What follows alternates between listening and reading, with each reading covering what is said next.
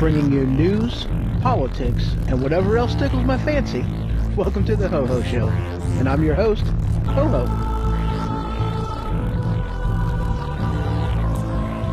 Alright, broadcasting live from the attic. You can check out my website, thehohoshow.com. You can follow me on Twitter. You can email me, hoho@thehohoshow.com. You can check out my website and follow me on Facebook. So welcome to the Ho Ho Show, and as always, I am your host, Ho Ho. And call-in number, as always, is 217-917-4405 if you want to call and be part of this show. All right. Well, now, before I really get going on this, and by the way, Merry Christmas, everybody. Yes, Merry Christmas. So, as I had said, day before yesterday, this show is, well, as I'm sure you've seen from the description, I'm going to be doing, the Bill of Rights, the Declaration of Independence, and I'm going to be talking about the 10 Pillars of Communism. And whenever I read this, I'm going to be putting in there, different, executive orders, different laws that have been passed, different things to bear the question, what type of country do we live in? A free nation that, our founding fathers had envisioned, or is this dangerously close to becoming a communist nation? So that's the question. So before I really get into that, there's something that I had gotten as far as an audio clip that I would like to play.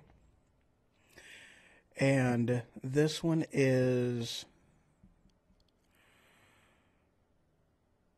actually isn't all that long. This one isn't.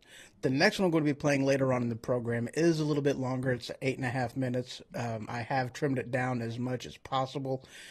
However, you know, in a matter of speaking, I think that it's well, let's put it this way. Guys, this is more or less going to be an educational type of a program.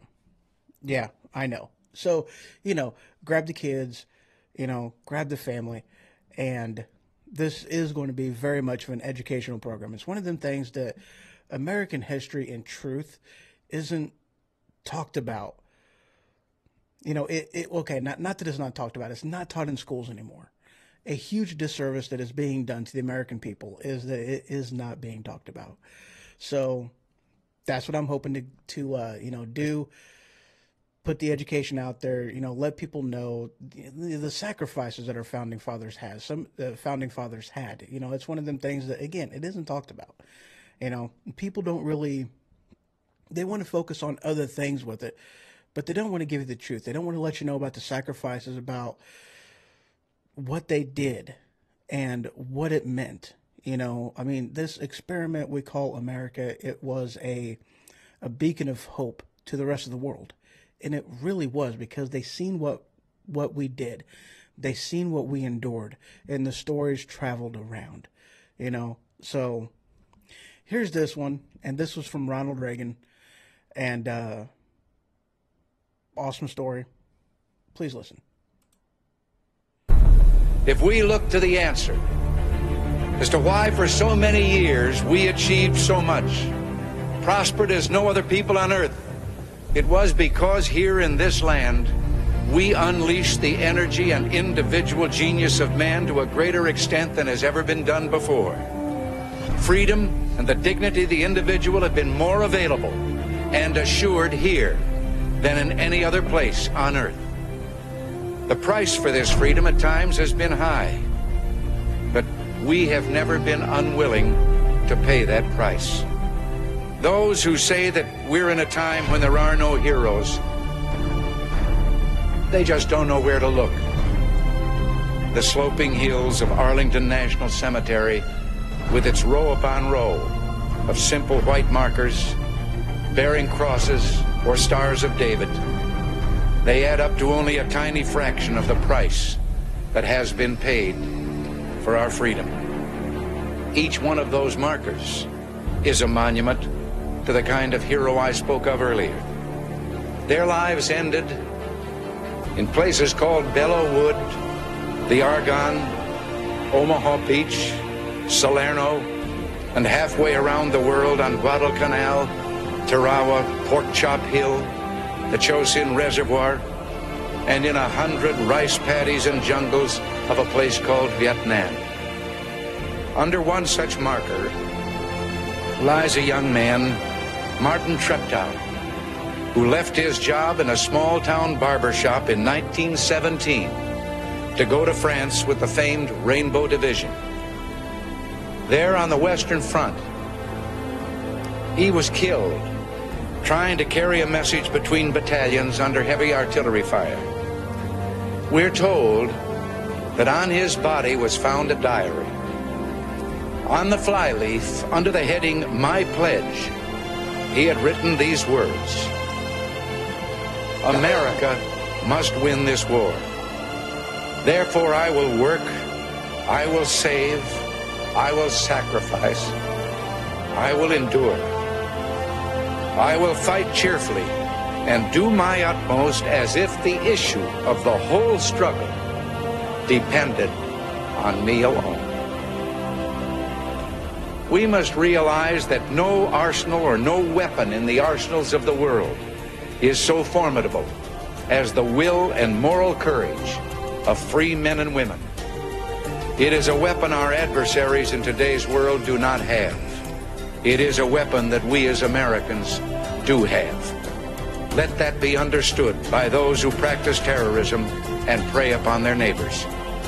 As for the enemies of freedom, those who are potential adversaries, they will be reminded that peace is the highest aspiration of the American people.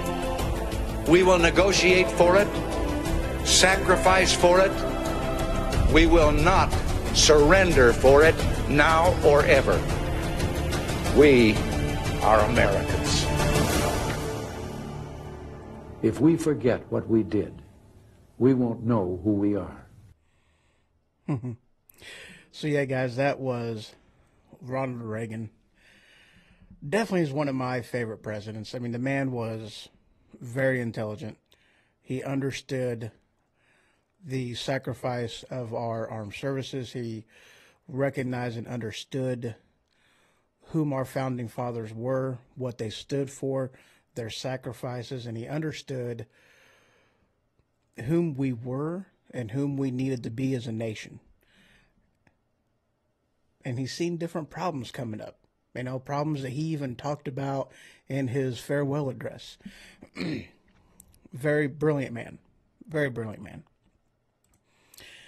So, without any further ado, and without any more gilding of the lily, let's go ahead and get right into this. Dive right on in. And let's see, the first one that I was wanting to get to was the Bill of Rights.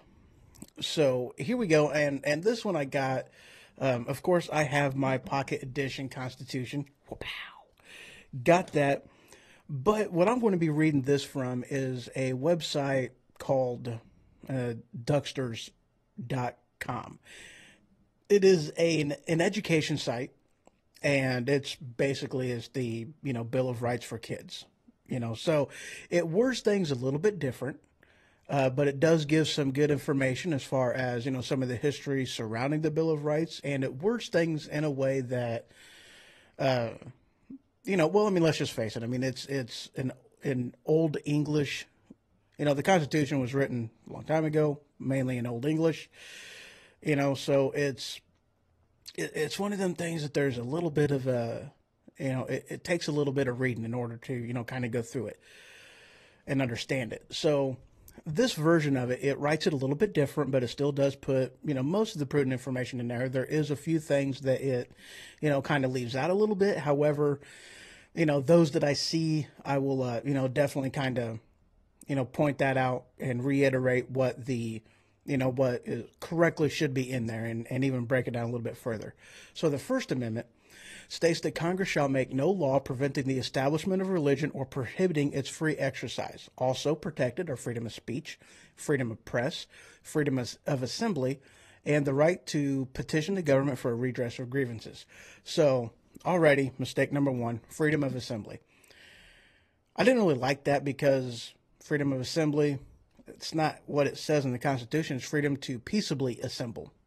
Okay, so big difference. Peace and violent. Doesn't say you have the right to, you know, a violent assembly. It's peaceably assembly that makes that distinction.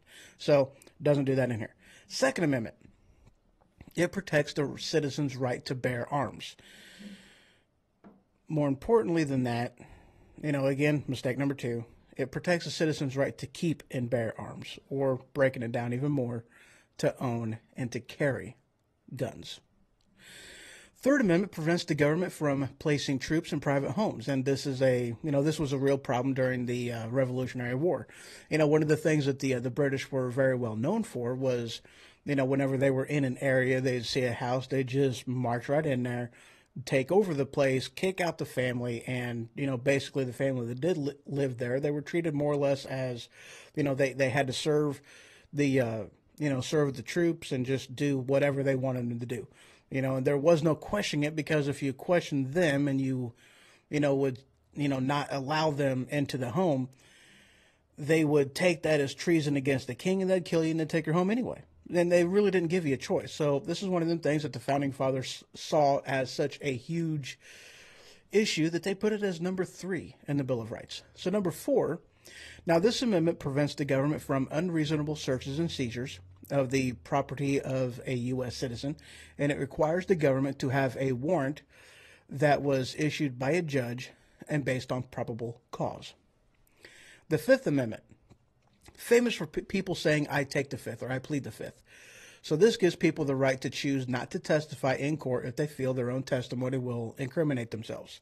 In addition, this amendment protects citizens from being subject to criminal prosecutions and punishment without due process. It also prevents people from being tried by the same crime twice, which is called Double Jeopardy, which is also an amazing movie that was done quite a while back ago. Tommy Lee Jones starred in it. Awesome, amazing movie.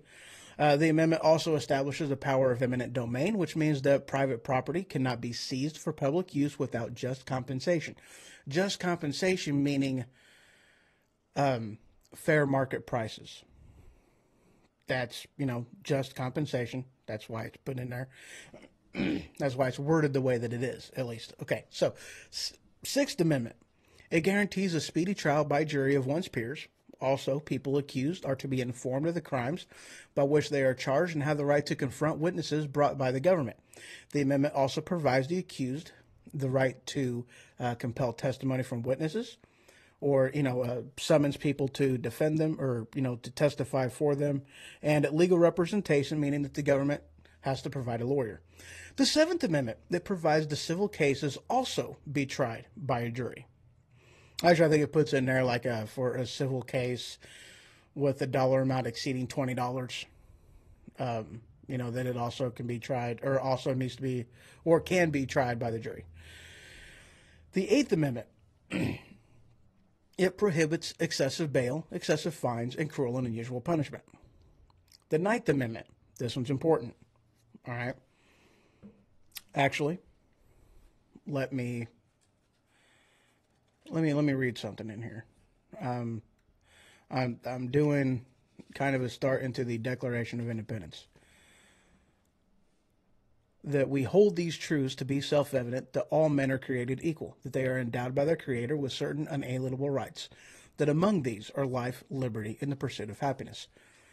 Now I take you back to the Ninth Amendment. The Ninth Amendment states that the list of rights described in the Constitution is not exhaustive, and that the people still have all the rights that are not listed. So you see right there, it just points out that, yes, we specifically are naming these rights that you do have, that we acknowledge that they are given to you by God, not by people, and that it acknowledges, or it prohibits the government from doing anything to impede on them freedoms. 10th Amendment gives all powers not specifically given to the United States government in the Constitution to either the states or to the people. That one, again, is very important, basically stating or pointing out that the federal government has very limited powers and authority. It limits what the government can do because, again, we are a government of the people, for the people, and by the people. So it limited what the government can do. And it gave the freedom to the people and government to be done more locally in the states and by the people themselves. Municipalities, cities, counties, whatever the case may be. That's how it was originally set up. Yeah, that's how it was originally set up. All right, guys, so I'm going to go ahead and take a quick break. And when I return, I'm going to discuss, let's see, am I doing the 10 Pillars of Communism, or am I going to go ahead and do a little bit of the Declaration of Independence? 10 Pillars of Communism. So when I get back, 10 Pillars of Communism, and I'm probably only going to get halfway through it, take a quick break, and then complete the other half. So, let's see here. Let me... All right. Couple minutes, guys. I'll be right back. I believe that our problem has not been that anybody in our country is undertaxed. It's that government is overfed.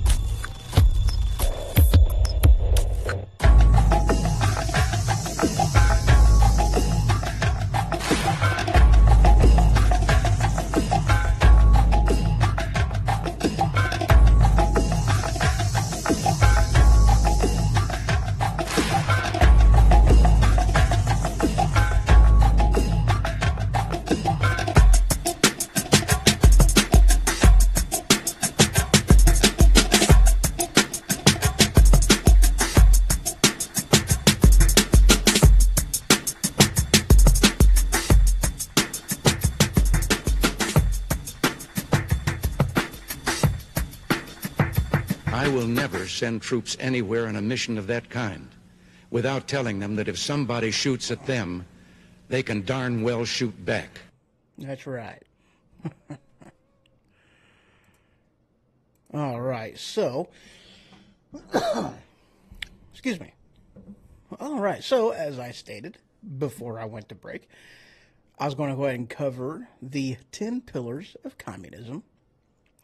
This is, of course, if you guys are unaware, done by Karl Heinrich Marx. Yeah, Karl Heinrich Marx. All right, so here we go. First one is, and by the way, welcome back. Broadcasting live from the attic. And Merry Christmas. Christmas is awesome. All right, the number one, the abolition of private property and the application of all rent to public purpose. The courts have interpreted the 14th Amendment of the U.S. Constitution in 1868 to give the government far more eminent domain powers than was originally intended. Under the rubric of eminent domain and various zoning regulations, land use regulations by the Bureau of Land Management, property taxes, and environmental excuses, private property rights have become very diluted. As a result, private property in lands, vehicles, and other forms are seized almost every day in this country under the forfeiture provisions of the RICO statutes and the so-called war on drugs. Private owners of property are required to get permission from government relative to the use of their property. We call that zoning, actually. You know, you have to, whenever you buy a piece of property, you need to zone it for taxes. You have to state whether you are, using the land for private use or business use. Another aspect of that, too, they seize the land without, any type of, they seize the property, the land, any assets or whatever, and they don't provide fair market, prices for that. They just totally seize it. So, yep. So there's one, abolition of private property and the application of all rent to public purpose. Number two, a heavy progressive or graduated income tax. Yeah. The 16th Amendment of the U.S. Constitution, 1913, which some scholars maintain was never properly ratified, the Social Security Act of 1936, Joint House Resolution 192 of 1933, and various state income taxes established this major Marxist coup in the United States many decades ago. These progressive taxes have replaced tithing for many and continue to drain the lifeblood out of the American economy and greatly reduce the accumulation of desperately needed capitals for future growth. Businesses starts, job creation, and salary increases.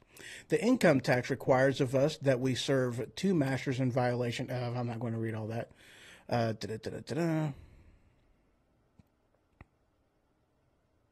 Yeah, the rest of that's giving, biblical stuff in there, which isn't really relevant. But one of the things that I did feel relevant in that, which is pretty much why I kept it in there and read it, was talking about, replacing tithing. You see, or I guess I should say, a fundamental belief that we, as Americans, our founding fathers had, was equal protection under the law and equal representation under the law. And of which case, none of this is applied to the tax code. The tax code is based off of, you pay taxes based on your wealth. Some people pay a lot. Some people pay a little bit. Some people don't pay anything at all. And some people are even paid to be U.S. citizens. This is not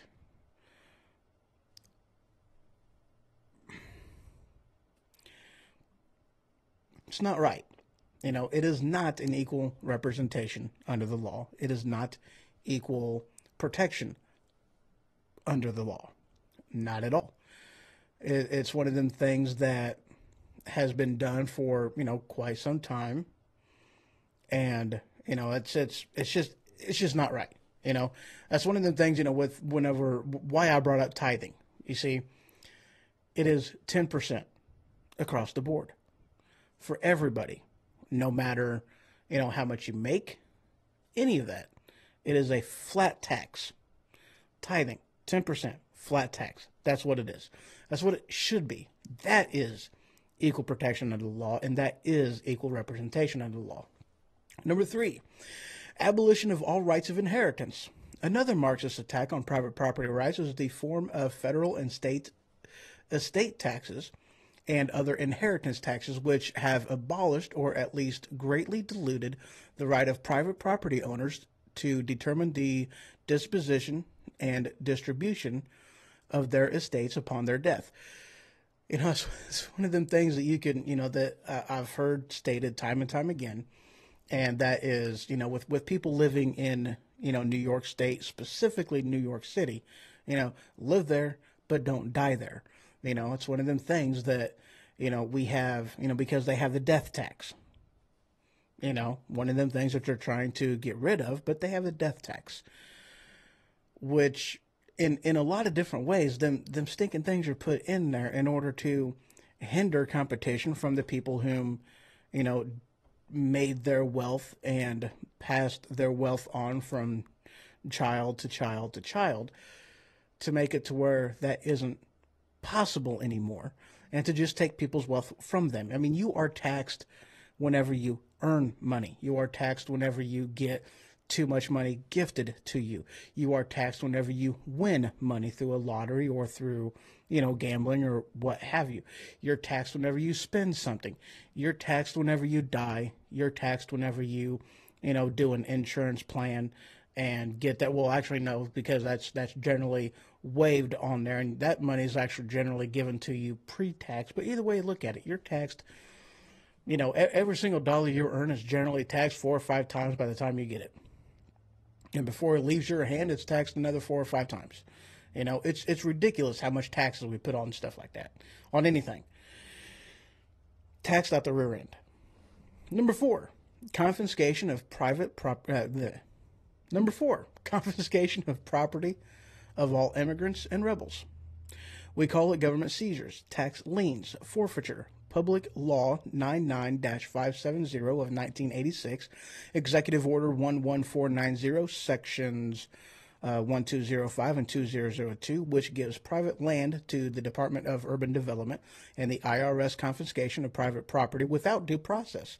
The U.S. government is preparing now for a massive confiscation of property of patriots who speak out or write against the government. 1997 crime terrorist bill. So that's one of them things too, as far as with the IRS. It is absolutely ridiculous that the IRS has a type of authority and power that they have, that they can just, that they can just seize everything of yours, your house, your cars, everything, without due process. You are guilty until proven innocent. And sometimes it takes years to go through the trials, to get, to go through trial, to get, the liens taken off your property, to get back into your home, to get your cars back, your, any of your, any of your property back, any of your assets. It can take years to do this because they treat you as guilty until proven innocent. Let's see here. Where am I sitting on time? Yeah, I'll keep on going. Oops. All right, number 5. You'll love this one. Centralization of credit in the hands of the state by means of a national bank with state capital and an exclusive monopoly.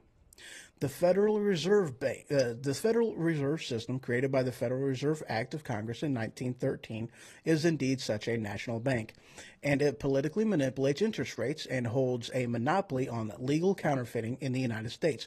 All local banks are members of the Fed system and are regulated by the Federal Deposit Insurance Corporation, or FDIC, another privately owned corporation. The Federal Reserve Bank issues fiat paper money and practice economically destructive fractional reserve banking. This is exactly what Marx had in mind and completely fulfills this plank.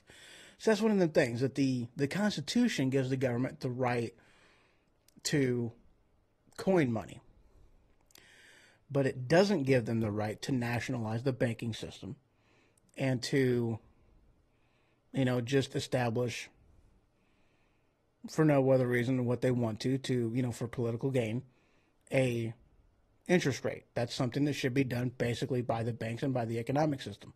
And it's not. Not at all. Number 6, centralization of the means of communication and transportation in the hands of the state. In the U.S. communication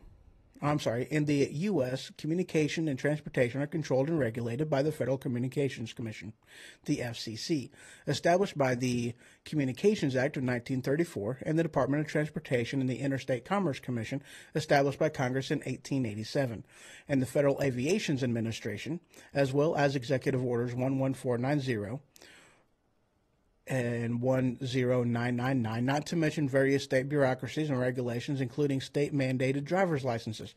Federal Highway Act of 1916 made federal funds available to states for highway construction.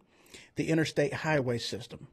1944, funding began in 1944, and funding began in 1956.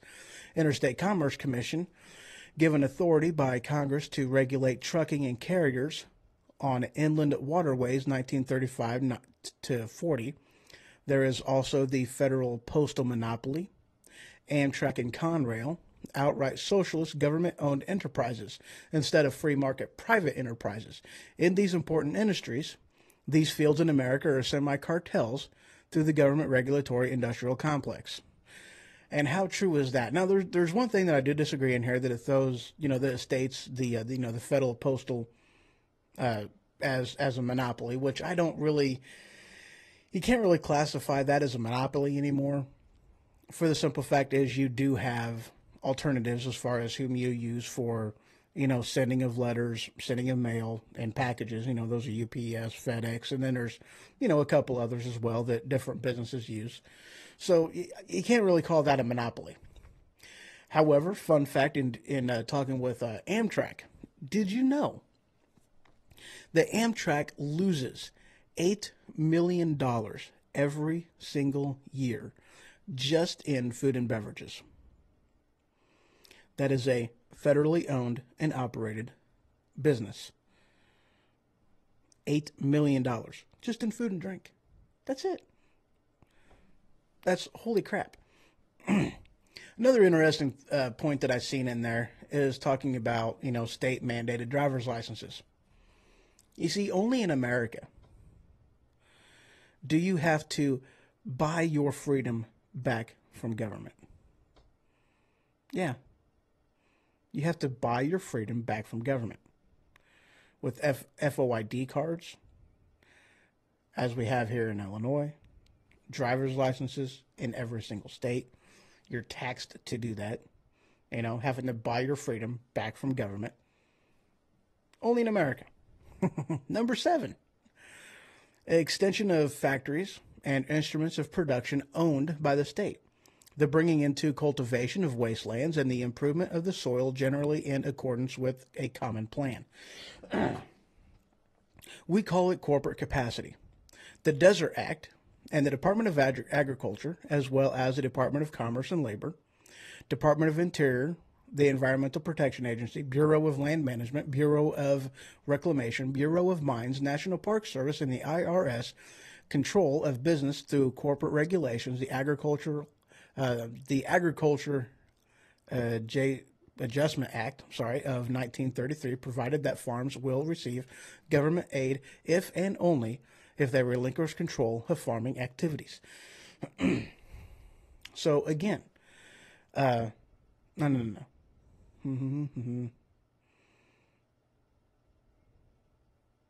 Yeah, I think that's in there.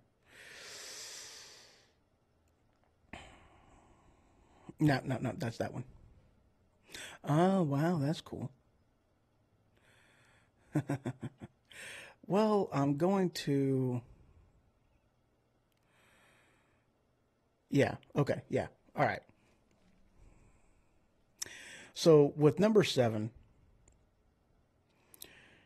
That's one of the things that we don't really have is a complete state takeover of, you know, taking away the privatization of farms and stuff like that. However, there is one thing that you need to understand, that the government may not own it, but the government controls it, completely control it, because they do dictate to you, you know, what you can grow, you know, the year cycle. You know, this is one of the things that, you know, my family, I'm just a couple generations from, you know, a couple generations removed from farming. You know, my grandfather was a farmer. Corn, soybeans, different things. And the government very much does regulate that kind of stuff. You know, they very much do. So, yeah, they may not have owned the land, but they definitely did dictate to you different things you can plant, when you can plant it, you know, the cycle of the land, different things of that nature. They do that. Number 8, equal liability of all to labor, establishment of industrial armies, especially for agriculture. We call it Social Security, a social welfare scheme that takes the place of strict liability and individual responsibility, and violates the 10th commandment by appealing to our lust and greed. Violates the 10th commandment? Yeah, okay, whatever. Some may call this income redistribution, but the Bible calls it whatever. Let's see, this and other social programs have enslaved us and the future generations with a national debt that can never be repaid, and inflation caused by the Federal Reserve, and caused the need for a two-income family. The Department of Labor, and it's seen in minimum wage and slave labor, like dealing with our most favored nation trade partner. Example, Communist China. Let's see, women in the workplace since 1920, 19th Amendment of the U.S. Constitution, the Civil Rights Act of 1964, assorted socialist unions, affirmation action, and federal public works program, and of course, Executive Order 11000. And I almost forgot the Equal Rights Amendment means that women should do all the work that men do, including the military, and since passage, it would make women subject to the draft.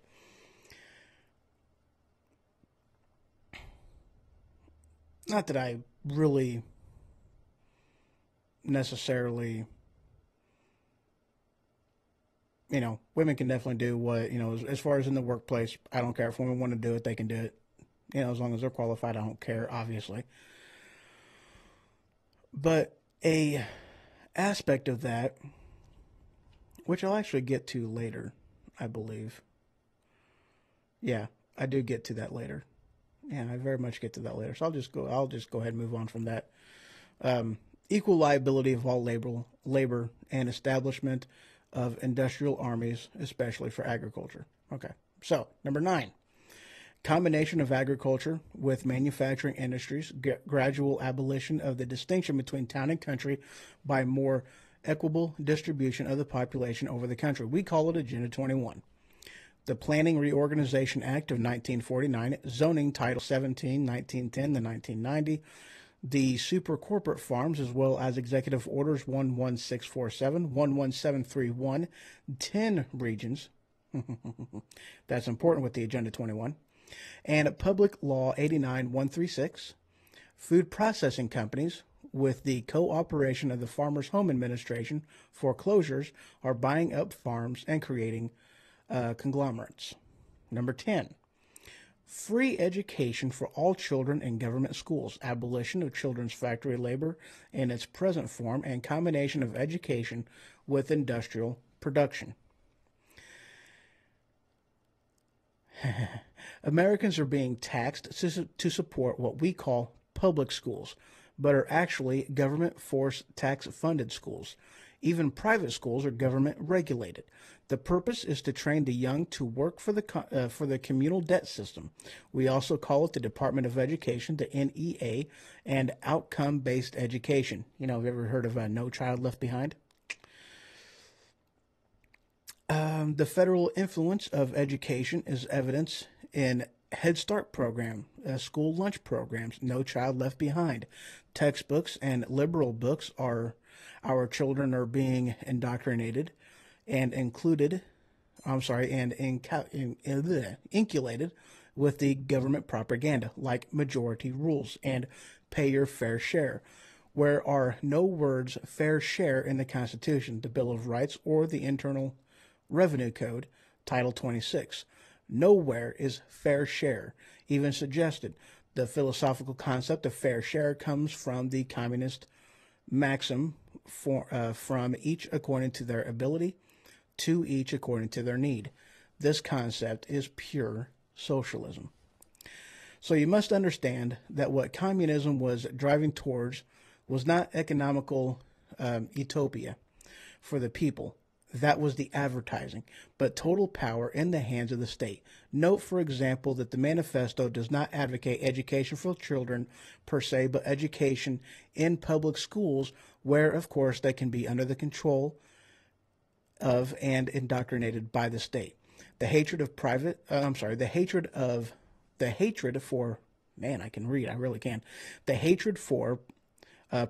and for farmers was based on the knowledge that the people who are economically independent of the state can assert their political freedom from the state. Let me read that one again. The hatred for property and for farmers was based on knowledge that people whom are economically independent of the state can assert their political freedom from the state. You see, they want people whom are dependent upon the government because that is what gives them power. That's why they have the welfare systems that they have. You know, it isn't to try to prop people up. It isn't to give them a hand. It isn't to give them a hand up. It's to give them the hand down and to keep them, or a hand out, to keep them dependent upon the government. Make no mistake about it. That's what the whole intent is. Communism is just another form of slavery in which the slave is provided work, housing, food, education, medical care, and retirement, but at the price of freedom.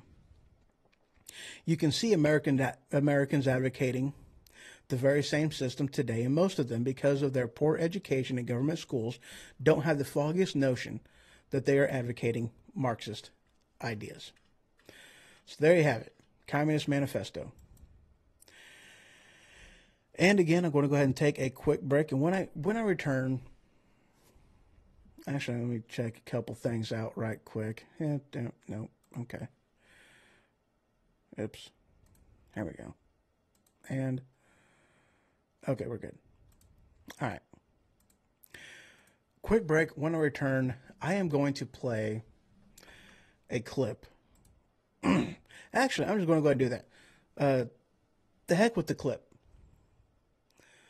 No, the heck with the break. I want to do instead a clip. Now, this is something that was put together by somebody by the name of Mona Rose. Or at least Mona Rose had somebody put it together for her. I did trim this down. This is 8.5 minutes. And as what this is a story of the Star Spangled Banner from Francis Scott Keys. Okay?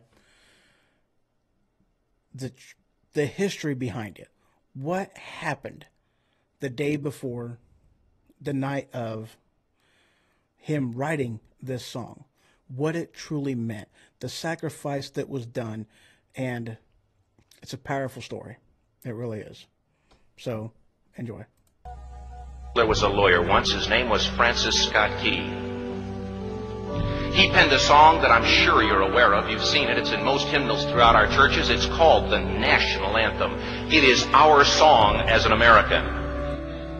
We go, however, to a ball game. We stand in our church services and we sing the words of that song, and they float over our minds and our lips, and we don't even realize what we're singing. Most of us have memorized it as a child, but we've never really thought about what it means. Let me tell you a story.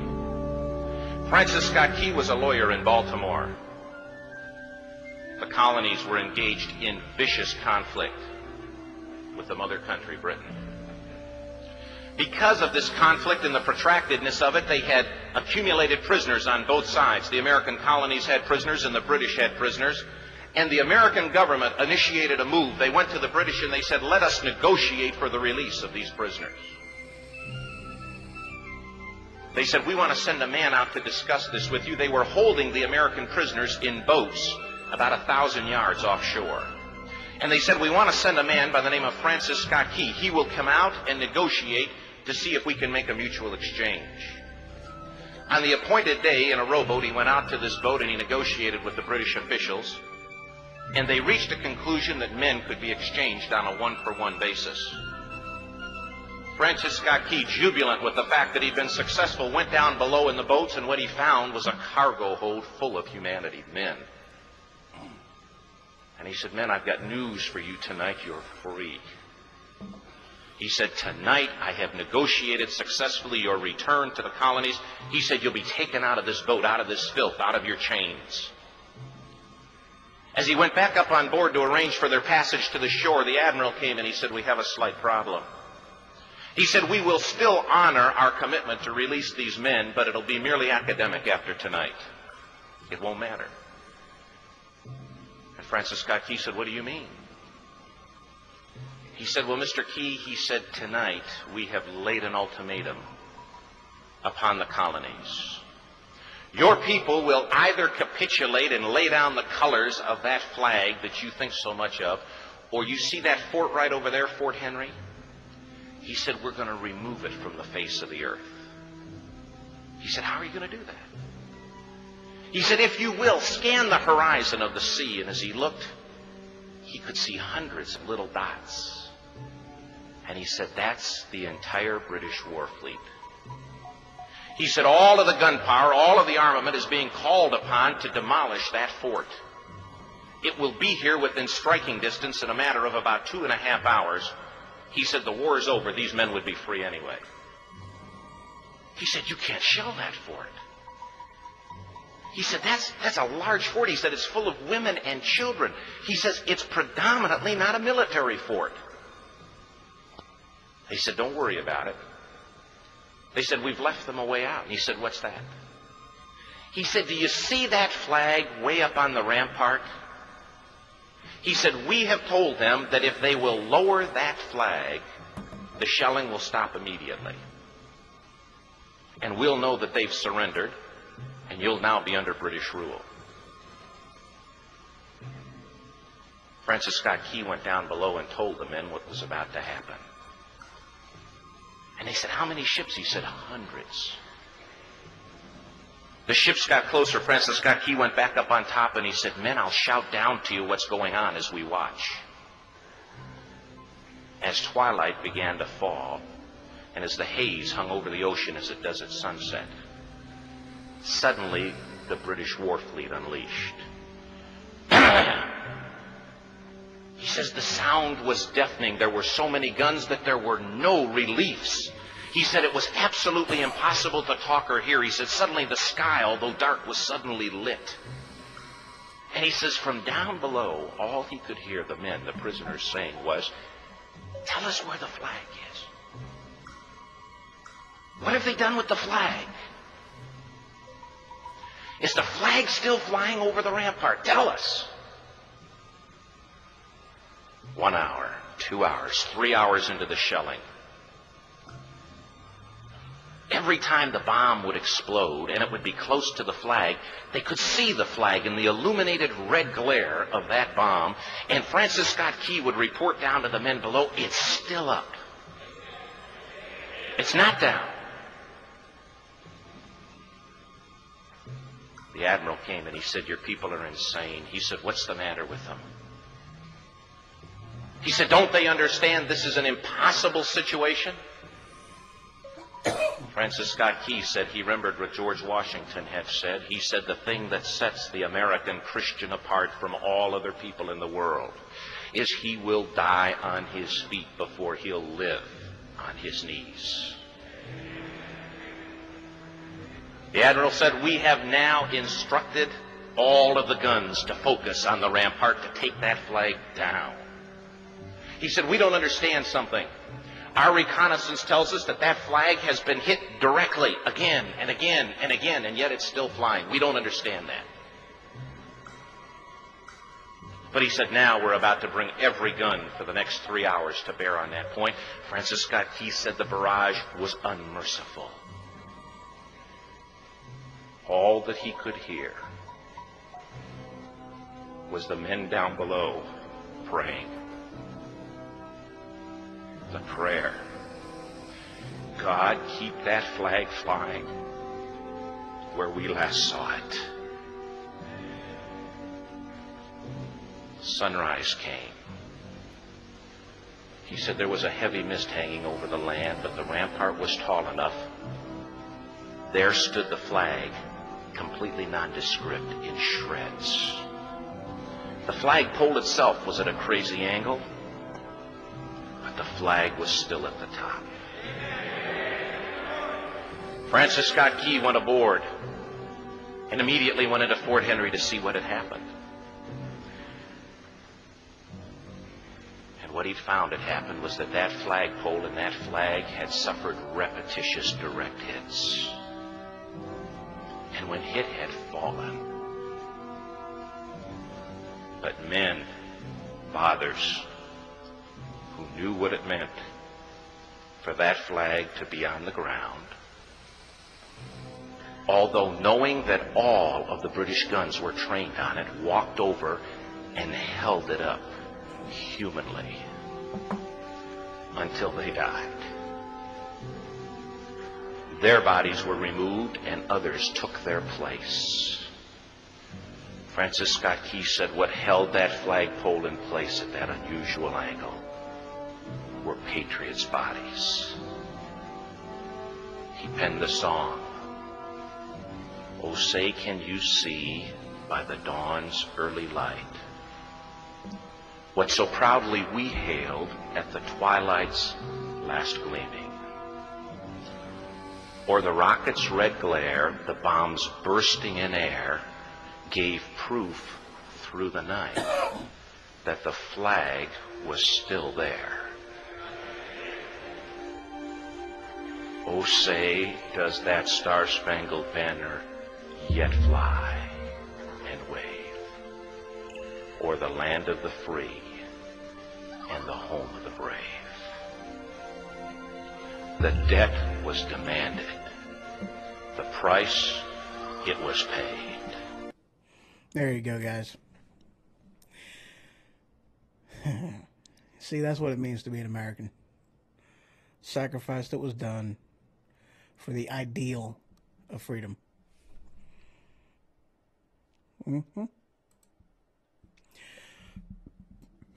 Powerful story, and I wonder how many people never have actually heard it. Something that isn't taught in schools today. Definitely isn't something that's taught in schools today.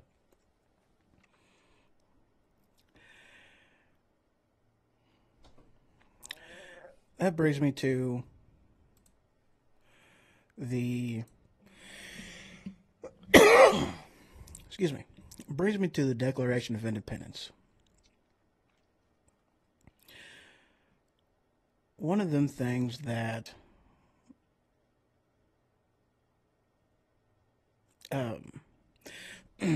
in my school, and I'm pretty sure that most other schools out there, at least during the time that I graduated, it was one of them things that, the preamble, I believe is what it was called.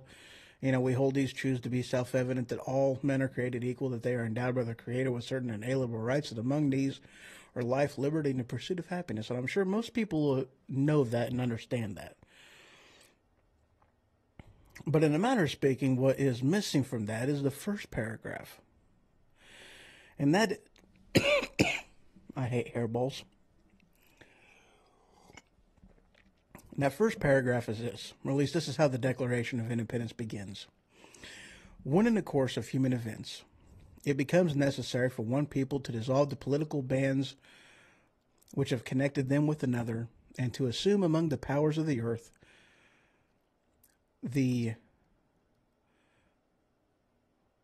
separate and equal station to which the laws of nature and of nature's God entitle them.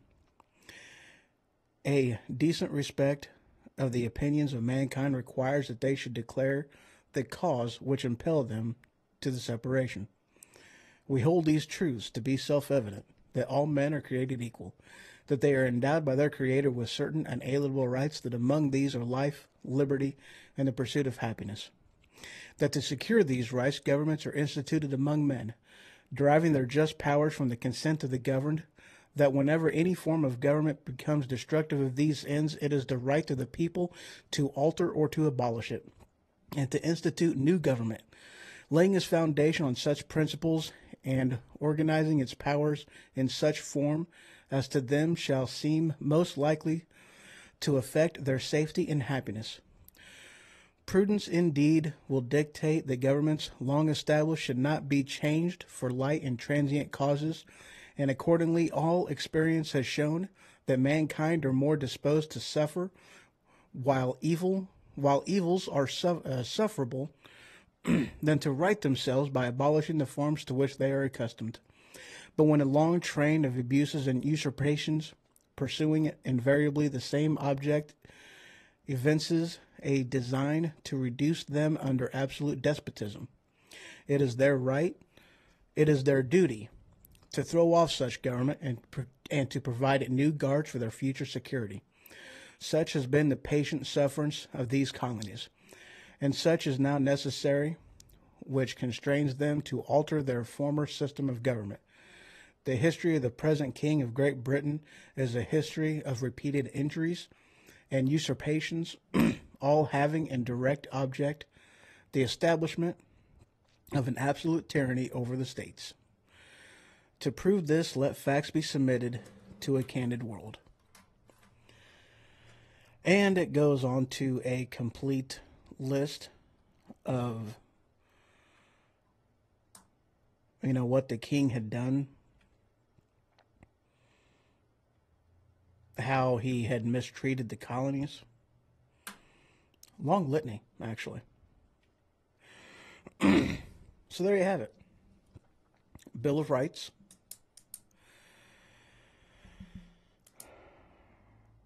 You see, our government is unique because it is not a top-down form of leadership. It is a bottom-up form of leadership.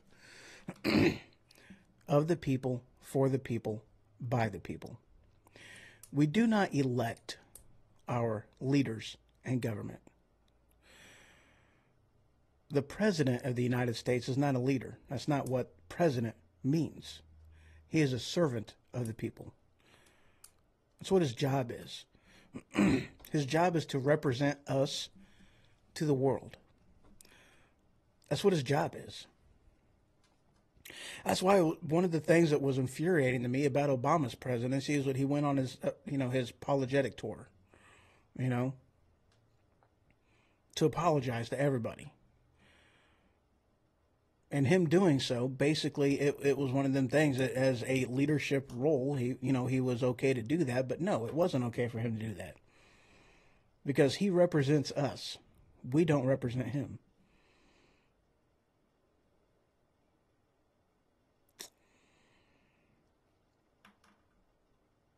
There's other things in there as well.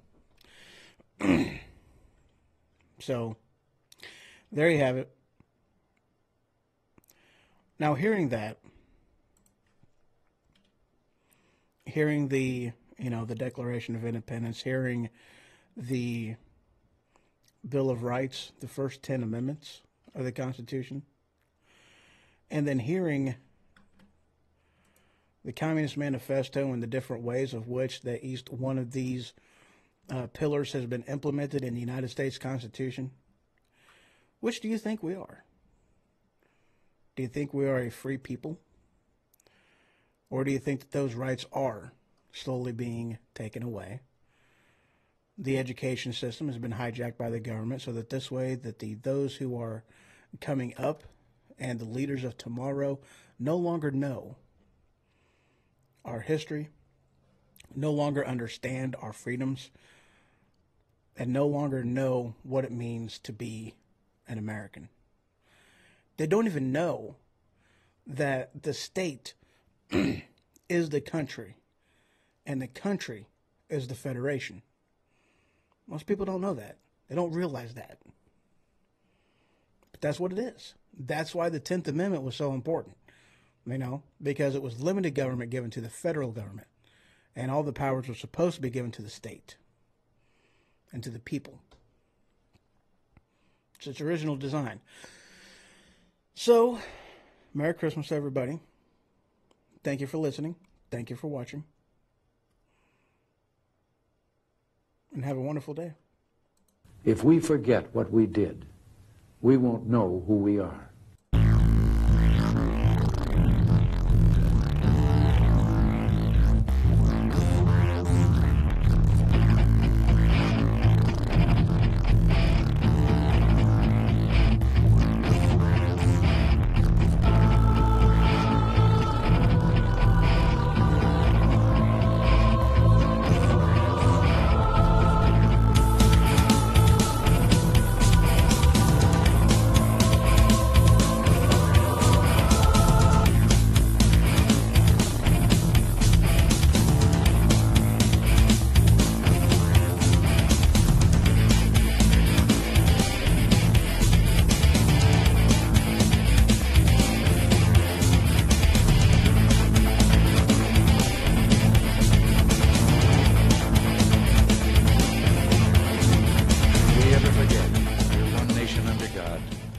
Then we will be a nation going under.